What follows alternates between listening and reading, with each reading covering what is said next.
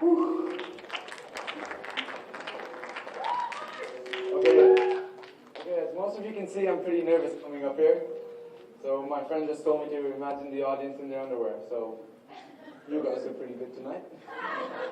Okay, let's just finish it up quick because I have to give the suit back to my dad. Okay, so as most of you may know, we recently just reached the 7 billion cap of our population. So woo! Okay, so with over 196 different countries here to present date, spread over 20 different religions, we wonder, how is it that we are one? Now, although there are 6,500 different languages, the significance of communication just goes beyond literal languages and rather explores the way in which we express our emotions. Now, you may be wondering, what does "we are one" have to do in terms of emotions? Well, without emotions, there is no communication. And without communication, well, we are not one. So, this refers to so many different aspects of life if you think about it. Like it could refer to the roaring call of a lion to the rest of the jungle to represent danger, or the significant cry of a child to represent hunger. Now, just for a second, I want all of you here to just shut up your senses and just imagine what I'm saying.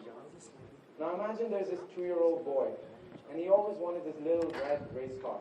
Like he always asked his parents for it, he always begged them for it, and then finally one day he got it. The excitement, the joy, the happiness which he's feeling. And then all of a sudden, someone snatches it away. I can guarantee you that little boy would start crying.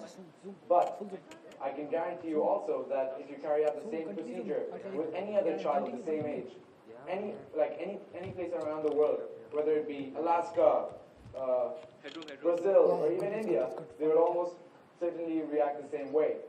Now, what I come to question myself is that why do they react the same way? I mean, according to society, they're completely different people with different race, different color, different gender, different religion, different skin color. I mean, they're totally different people by society. But if you come to think of it in a particular way, society is what divides us up into different segments. But actually, to the core human being, we're all the same because we react to everything in the same way. Now, some of you may be thinking, oh, it's just common sense. But then, what is common sense? And even though we're all in different parts of the world with different people, different communities, going around in different walks of life, how is it that we have the same common sense? Now I can tell you how. There's this engraved, unspeakable language engraved into each and every single one of us, which binds us all together. Now it goes beyond the conscious mind and takes us to the place which controls our emotions, controls our laughter, controls our sadness, and it's basically the thing which binds us all together. Now, we all interpret emotions in a particular way, and no matter where we're from. Now, but what I come to question is that why do we carry out different actions to represent different emotions? Why is it that we tend to laugh when we're happy? Why is it that we tend to cry when we're sad? Oh, and on that note, why is it that we tend to refer to crying as sadness? And, okay, well, who told anyone that you have to cry when you're sad? No one told a little kid, okay, you're happy now, laugh, please, okay, good. No one told anyone to do that. But the thing which I don't understand is that when crying is referred to as inferiority, some people may say that, oh, that kid's crying, oh, he's probably weak. But I don't understand that, because if you think about it in a particular way, the first action which you carried out when you embarked on life, when you entered this new world, when you were delivered, was crying. So crying doesn't necessarily resemble weakness. It resembles and signifies and symbolizes life. Now, most of you here may be from different parts of the world and maybe different people. And I believe that each person has a different way in which they can express their emotions. Whether this be art, music, drama, sports, scripture, writing, dancing. But for me, I believe music is one of the main mediums through which I can express my emotions. Now, music is a worldwide spoken language, through which people from different cultures and ethnicities can express their own emotions, and how everyone in the world can just, through one song, interrelate. Now, I'll tell you guys a little story over here. So this one's from my little brother, Krish. Now, in the year of 1999, January, my little brother was born, as the doctors claimed him to be a healthy baby boy. Well, it only became evident 4 years later that he had been diagnosed with thalassemia. Now, for some of you that don't know what thalassemia is, it's basically like this genetic disorder which causes the hemoglobin in your blood to start excessively destroying the red blood cells. Now, normally this leads to anemia, but in certain cases, it leads to death. Now, being only 8 at the time where we found this out, I was unaware of the illness, I was unaware of its consequences, but the only thing that I knew and felt was that my parents gave more attention, more care, more love to my brother. And this frustration, this jealousy, these emotions just grew inside of me, like replicated and then kept growing and went towards him in the form of abuse. Now, I had never really even been a good brother.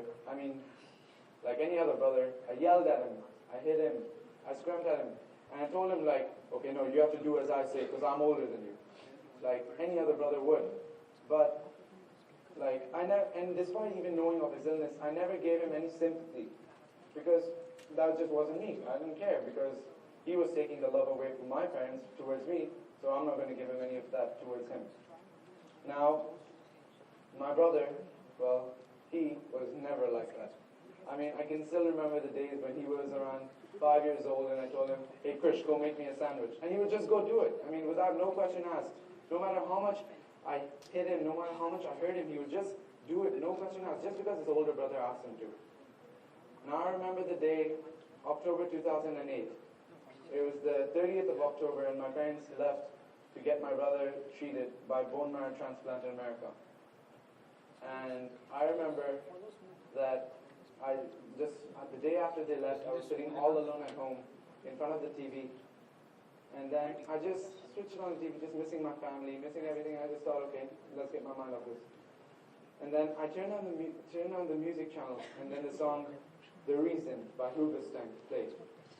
And that's where I collapsed. I mean, the simple lyrics, the meaningful lyrics, the simple meaningful lyrics, the beautiful melody, the profound meaning of the song just filled me up with pain, regret, and shame. Like, I couldn't imagine how much pain and suffering I had caused him. And this beautiful melody it was as if my emotions and all the pain and everything all related to me, and it was as if all my emotions were just speaking back to me. Now, this shows that any recording label, like the band would have been in America and in a different part of the world, and like just didn't even know. They would have written this song just to make money. Who knows? Maybe to pass a message around. But it passed across all the boundaries, all the barriers, and reached to me, an alone little 12-year-old kid in Dubai, just without his family, and all the pain and suffering he's caused, and just related to me. It just attached to me. And this just shows that emotions through any form of art just can affect so many people. Now I clearly remember the day I went to America to visit my brother in the hospital. This was when he was in the intensive care unit, and there he lay, just balding and like really weak, nothing but bone, his darkened skin, his bloodshot eyes, and I just couldn't see him like that. And then when I entered, and the first thing he said to me, he got up. He never got up for anyone else, not the nurses, not my mom, but then second he saw me, he jumped up and was like, hey bro, where have you been? I miss you so much. Look, I got a couple of video games, let's start playing. And I was speechless because everything I had done, every little thing I said to him. I remember before he left, I told him, I can't wait till you're back because then mom and dad will love me more than you again. Haha. But then I just can't believe he forgot all about that. And the only thing that mattered to my brother was, oh wait, my older brother came all the way from Dubai to visit me. Wow.